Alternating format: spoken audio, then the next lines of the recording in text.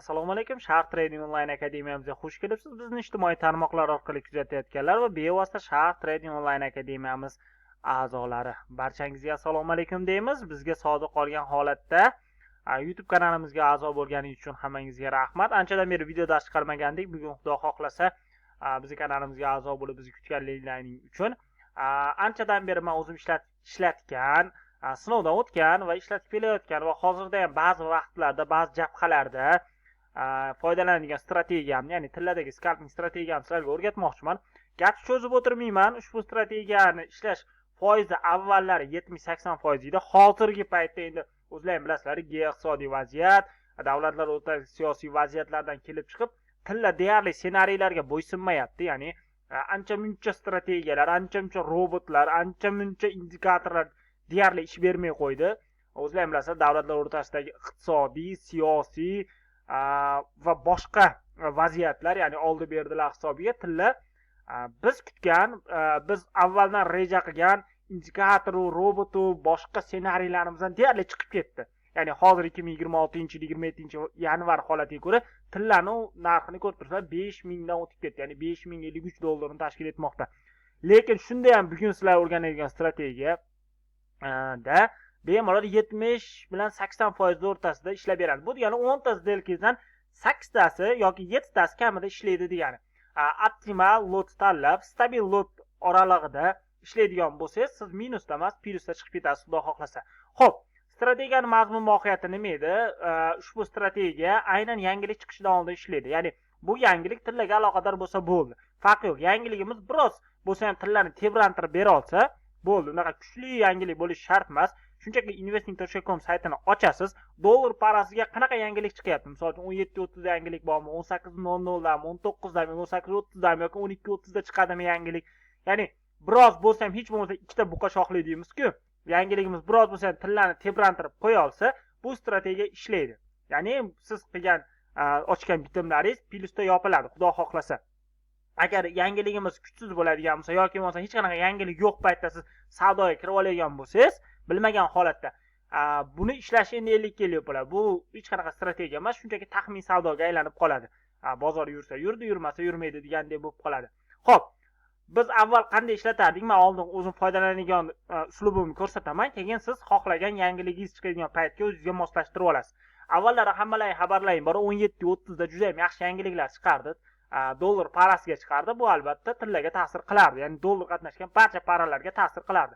Biz o'sha paytda mana e'tibor beradigan bo'lsangiz 17.30 da belgilardik-da, 5 minutlik time frame'da. Ya'ni time frame'imiz 5 minutga olasiz. Poiskdan how USD'ni tanlab olasiz. 17.30 dagi switch ochilib, yopilishini kutardik va ochilib yopilgandan so'ng uni maksimumi va minimumini, ya'ni o'sha switchni, aynan o'sha switchni maksimum va minimumiga liniya tortardik mana shunday qilib. Va biz kutardik, keyingi 5 minutlik switchni qaysi tomonga buzib o'tsa, pastga buzib o'tsa, demak, pastga buzib o'tib yopilsa selga, tevaga buzib o'tib yopilsa bayga ishlardik. Juda ham sodda. Mana bu joyda mana buzib o'tgan va biz mana bu joydan mana e'tibor bergan bo'lsangiz, mana shu switchdan boshlab biz nima mana bunday qilib belgilab qo'yapman. Qizillar. Mana shu joydan men selga kirardik. Ya'ni bu joydan biz selga bitim ochamiz. Xo'p, ko'rib tursiz, selga bitim ochardik. Xo'p, endi take profit va stop lossda joyi qanday bo'lardi deb ko'pchilik so'rashi mumkin. Stop lossimiz o'sha 17.30 da, ya'ni men 17.30 da yangilik chiqishiga ishlagan bo'lsam, sizda balki yangilik 13.00 da chiqar. Ya'ni qaysi vaqtda chiqadigan bo'lsa, o'sha vaqtda 5 minutlik time frame'ini olasiz. O'sha yangilik chiqadiganida ustki qismiga biz stop loss qo'yardik. Ya'ni mana bu joyga agar men selga ishlasam, demak stop loss o'z-o'zidan qayerda? Yuqorida bo'ladi. Mana stop loss yuqoriga qo'yardik. Take profit doimo 1 ga 1 bo'lardi. Ya'ni stop lossning masofasi qancha bo'lsa, misol uchun mana kirish narximiz 5083, stop lossimiz 5090, ya'ni 7 punkt bo'ladigan bo'lsa, bizning take profitimiz endi 7 punkt bo'lishi kerak. Ya'ni 5083 dan 7 ni ayirib yorasizlar. Ya'ni pastga harakatlanyapti. Narximiz shuning uchun 5076 bo'ladi. Ya'ni 5076 ga mana bu joyga biz take profit qo'yamiz. Ya'ni take'imiz mana shu joyda bo'lardi. Xo'p. 5076 mana. Mana shu zonada nima? Take profit mana shu zonada bo'ladi. Mana e'tibor bersanglar, take profitni olgan. Endi biz ko'proq avvallari bilasizlar, narx 17.30 da ko'proq yangiliklar chiqqan. Keyinchalik buni yangiliklarga o'zlaringiz moslashtirib olasizlar. Investing.com ga qarab, mana shunaqa ishlardik. Ya'ni boshqa istoriyalardan ham ko'ramiz hozir. Endi namuna sifatida men bittasini yarki misol qilib olib berdim. O'zlaring yana bir qator ko'rib chiqasizlar. Xo'p. Misol uchun mana bu joyda hozir ham ishlayapti. Ishlamayapti emas, hozir ham ishlaydi. Yaxshi ishlab beryapti. Mana 17.30 dagi svichani ko'rdinglaring. Mana bu svicha. Mana shu svichani ko'ryapsizlar. 17.30 da yashilda turibdi. Uni minimumini va maksimumini belgilaymiz. Mana. Va liniya tortdim. Buzib o'tgandan keyin kirmaysizlar. Boya aytgandek, buzib o'ti yopilishi kerak. Ya'ni 5 minutlik time frame da svichamiz, buzib o'ti yopilishini kutasizlar. Mana bu 17.30 dagi svichamiz bo'lsa, keyingisi uje buzib o'ti yopilgan. Mana e'tibor berasizlar, yaqinlashtiryapman mana. Buzib o'ti yopilgan. Va mana bu joydan bayga kirishimiz kerak. Bu joyda mana stopni olib qo'ygan, lekin narx qaytib ketib yana bayga yurgan.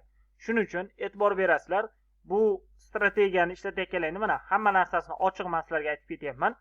100% ishlaydi deb ayta olmayman. Ya'ni 70-80% holatda ishlab beradi va stop losslaringni ham o'zlaringni hisoblaringni olib olinglar. Ya'ni istoriyani ko'rib chiqqanlaringni o'zlaringizga moslashtirib olasizlar. Necha punkt qo'yishlaringni. Misol uchun bu stopni olib yana qaytib ketgan narx, e'tibor bersanglar ketdi. Tekka qarab, tevaga qarab nima tushib ketgan. Narx bo'ldi. Tevaga qarab otib yuborgan. Xohlasangiz qayta retest qilib kirishingiz mumkin edi. Yoki bo'lmasam bo'ldi, bitta stop oldingizmi, to'xtatib, keyin yangilikni kutishingiz mumkin edi. Keyingi holatlarda ham ko'rib chiqishimiz mumkin. Xo'p.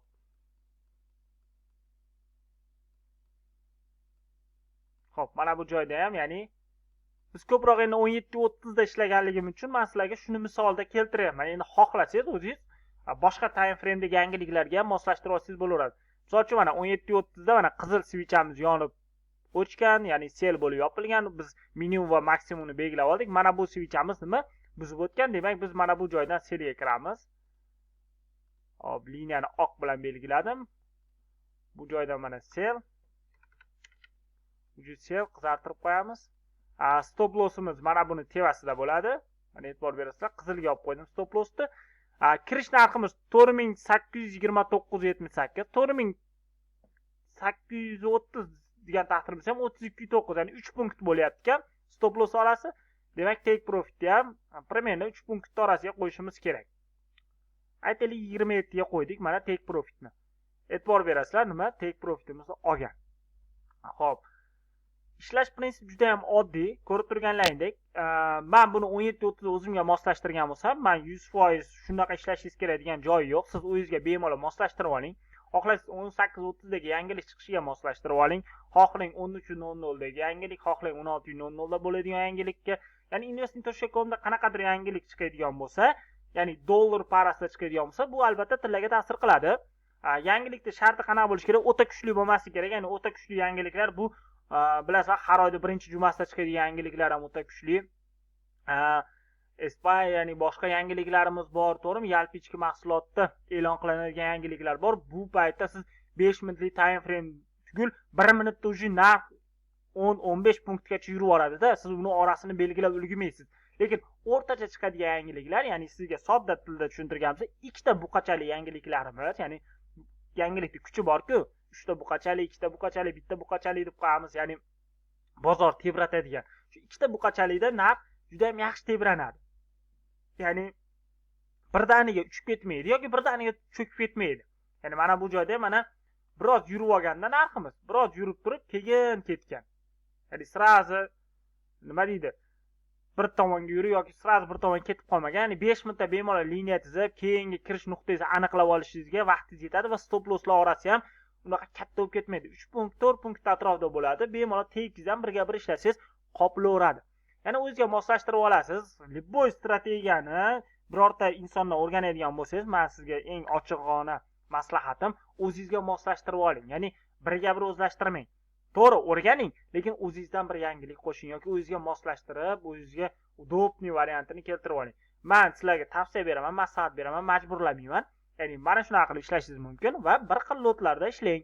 Ya'ni hozir 0.1 lot bilan ishlayapsizmi?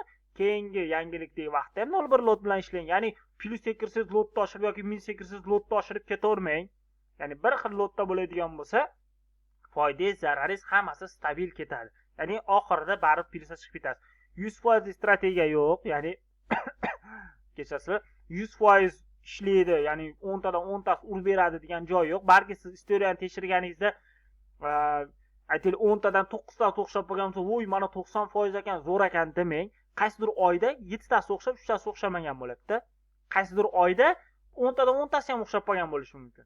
Ya'ni bu siz ishlashni boshlasangiz, hammasi plyusda ketsa, bu oxirigacha yoki yil oxiriga shunaqa ketadigan joy yo'q. Ayniqsa hozir geoiqtisodiy vaziyatlarda davlatlar o'rtasidagi o'zaro oldi-berdilar hisobida tillarni boshlayotgandek ssenariydan chiqib ketgan tillar deyarli jilovlash juda ham qiyin.